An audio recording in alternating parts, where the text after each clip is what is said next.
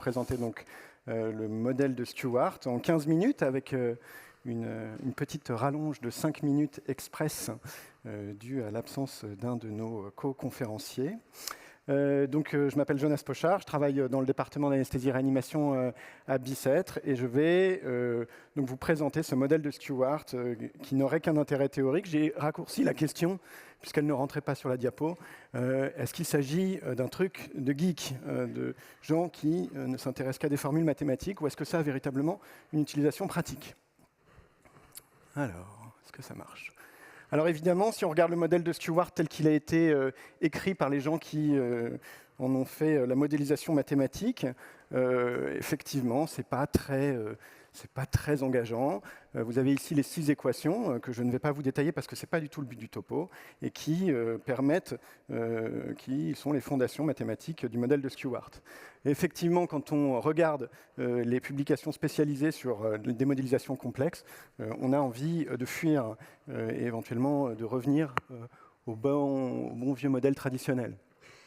Et ce n'est pas parce qu'on ne maîtrise pas ça qu'on ne peut pas utiliser Stewart et qu'on n'a pas le visage de Sheldon Cooper pour ceux qui connaissent la référence culturelle à Big Bang Theory. Donc je vous présente le modèle traditionnel qu'on connaît tous, qu'on a tous appris, l'équation de Henderson-Hasselbalch, que je vous ai mise et qui, en fait, centralise le bicarbonate, le HCO3-, dans la détermination du pH. Et c'est quelque chose qu'on a tous appris. Le bicarbonate serait le noyau central à partir duquel se détermine le pH du plasma. Et en fonction de la variation du bicarbonate et la variation du pH, alors tout le reste de la composition plasmatique change. Et c'est ce paradigme central qui va changer avec le modèle de Stewart. Et, excusez-moi, qui a été, on va dire, challengé par le fait notamment qu'il y avait des situations cliniques quotidiennes qu'on rencontre tout le temps en anesthésie-réanimation qui n'étaient pas expliquées par ce modèle traditionnel, notamment l'alcalose de contraction, l'acidose hyperchlorémique et puis des troubles acido-basiques complexes, situations sur lesquelles je reviendrai justement en montrant comment le modèle de Stewart est capable de mieux les expliciter, de mieux les expliquer.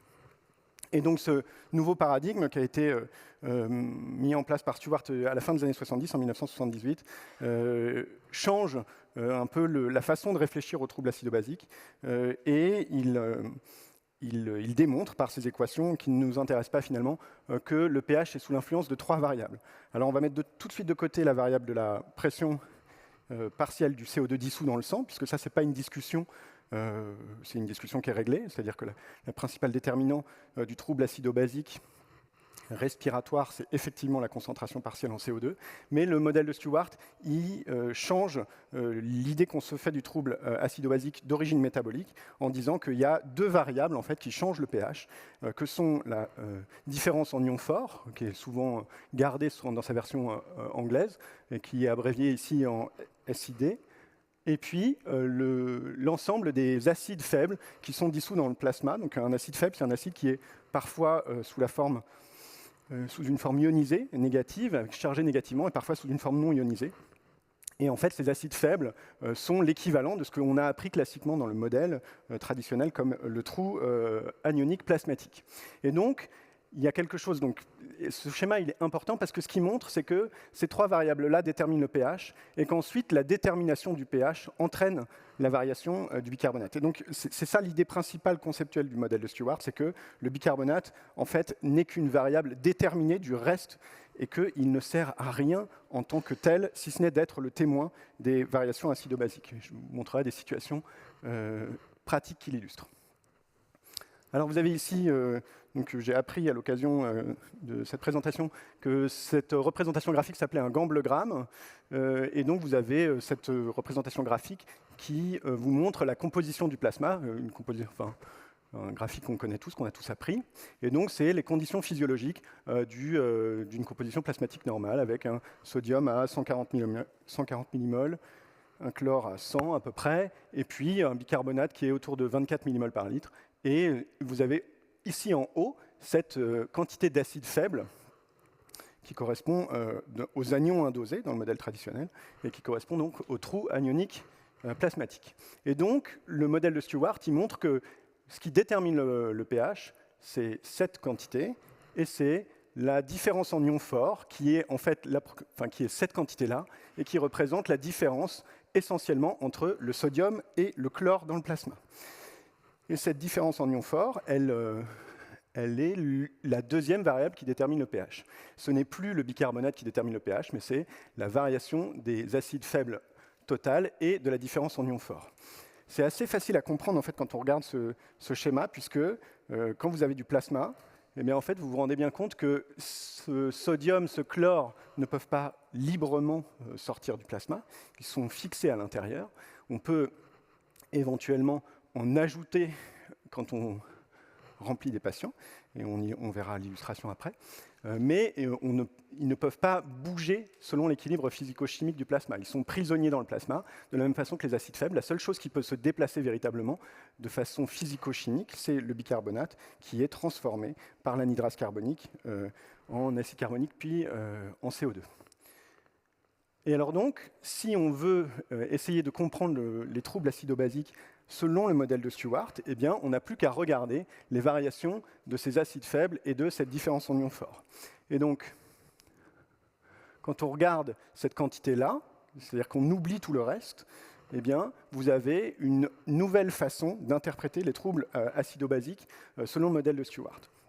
Donc, cette quantité de différence en ions forts, c'est la différence essentiellement entre le sodium et le chlore, puisque le potassium, le potassium ne bouge que peu, et le lactate peut se déplacer, mais on verra dans quelles circonstances.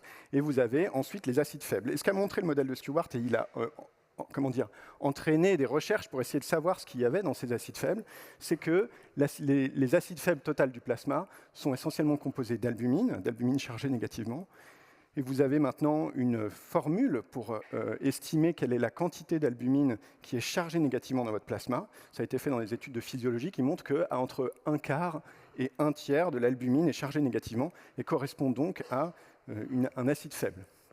Vous avez le phosphore, et c'est de la même façon que vous avez une équation, c'est-à-dire que vous multipliez votre phosphorémie par 1,8 et vous avez la quantité d'acide faible dans le plasma qui correspond au phosphore. Et puis, il reste des anions indosés, qui sont en fait les mêmes anions indosés que ceux du modèle traditionnel quand on calculait le trou anionique plasmatique, sauf qu'il y en a de moins en moins, puisqu'on sait à peu près tout doser maintenant. On dose le lactate de façon courante, on dose le lactate de façon courante, on dose l'albumine de façon courante, on dose le phosphore de façon courante.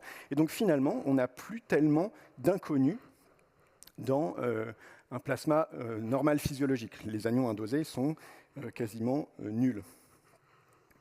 Et donc, on a plusieurs situations potentielles. Donc, imaginons par exemple un patient qui est hypoalbuminémique, hypoprotidémique, comme on les retrouve souvent, que ce soit au bloc opératoire quand on a des patients qui sont hypoprotidémiques sur des dénutritions avancées ou sur des séjours prolongés à l'hôpital. Et la question qu'on peut se poser, c'est dans quelle mesure est-ce que cette hypoprotidémie importante, elle influence l'équilibre acido-basique. Et donc effectivement, quand on baisse son albumine, quand on baisse sa protidémie, ce qu'on constate, c'est que cette quantité d'acide faible dans le plasma, elle va entraîner mécaniquement, puisqu'il n'y a pas d'autre solution pour le maintien de l'électroneutralité, elle va entraîner une augmentation de la bicarbonatémie et donc, de ce fait, une augmentation du pH. Donc un patient qui est hypoprotidémique, hypoalbuminémique, va être mécaniquement, il va être alcalin du fait de cette hypoprotidémie. De la même façon, si on a une modification substantielle de la différence en ions forts, qui est donc cette quantité-là, notamment par exemple si on a une augmentation de la chlorémie, eh bien, on va avoir globalement une diminution de cette quantité.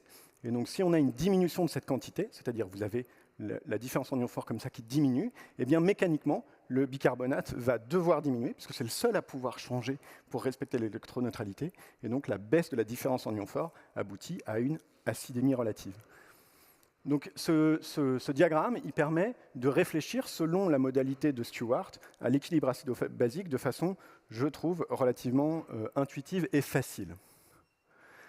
Et donc ce que ça permet, ce modèle de Stewart, donc la première chose sur le plan conceptuel, c'est que ça permet, mais j'en reparle après, de mettre le bicarbonate au second plan de la réflexion sur le trouble acido-basique. Et la deuxième chose que ça permet, c'est de quantifier le trouble métabolique. C'est-à-dire qu'en réalité, nous n'avons plus une réponse dichotomique pour dire est-ce que le malade a une acidose métabolique ou n'a pas d'acidose métabolique. La question, c'est le trouble métabolique que le patient présente, est-ce qu'il est causé par un ou plusieurs facteurs qui peuvent aller dans des sens différents.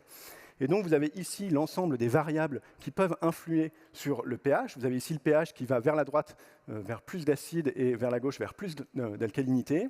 Et donc, vous avez les différentes variables. Alors, ça peut sembler beaucoup, 10 variables. En réalité, il n'y en a que 8, puisqu'il n'y a pas de baisse du lactate et il n'y a pas de baisse d'anion indosé en pathologie. Et donc, vous avez ici les facteurs qui vont pouvoir influencer votre trouble métabolique, et vous allez pouvoir avoir une lecture plus fine et plus quantitative de votre trouble métabolique. Donc la différence en ion fort qui est ici en haut, ce que vous voyez, c'est que quand la différence en ion fort baisse, le pH baisse, donc ça va dans le même sens. Quand l'albumine baisse, par contre, ou la protidémie baisse, vous avez une alcalinisation du pH, et quand vous avez une augmentation du phosphore, une augmentation du lactate, une augmentation des anions indosés, évidemment, le pH devient plus acide. Donc voilà, j'insiste sur le fait que le modèle de Stewart, son intérêt conceptuel, c'est de dire que le bicard ne sert à rien.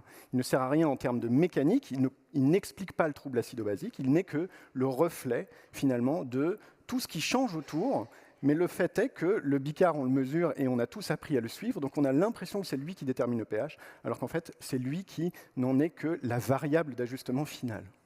Et sur le plan thérapeutique, il ne sert à rien en tant que tel. Ça, c'est quelque chose qu'on sait depuis longtemps maintenant. On ne fait plus de bicard, enfin, c'est exceptionnel en tout cas.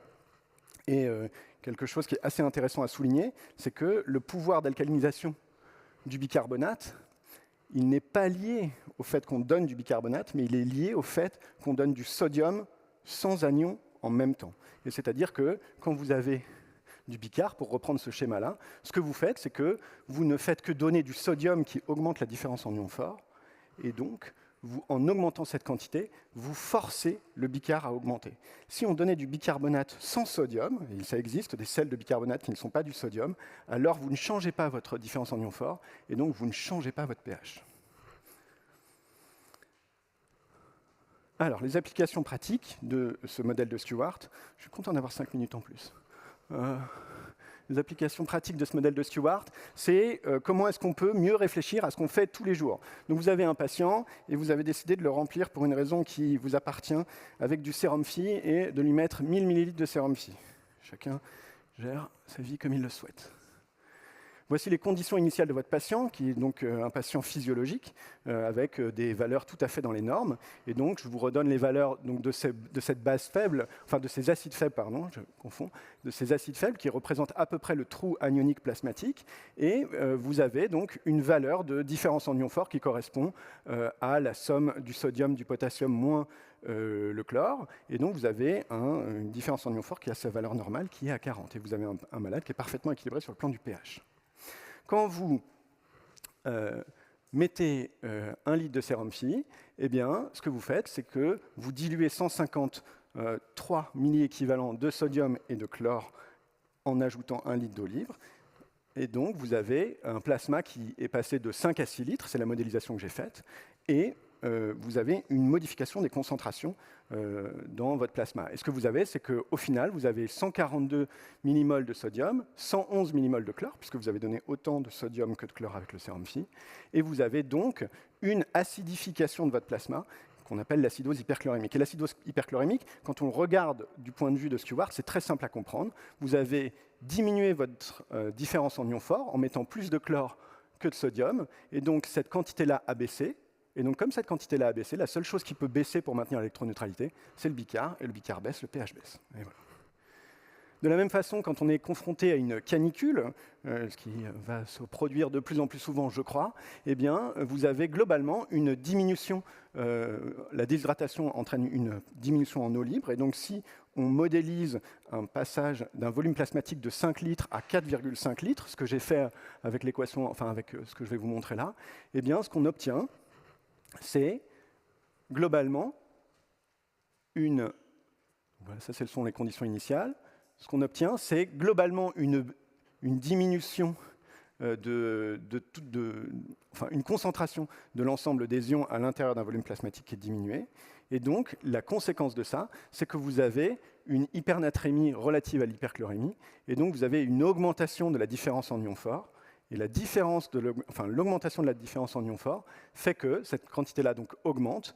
Et donc, la seule chose que peut faire le plasma pour maintenir l'électroneutralité, c'est augmenter le bicarbonate. Et donc, ça, c'est l'explication finalement assez simple de l'alcalose de contraction.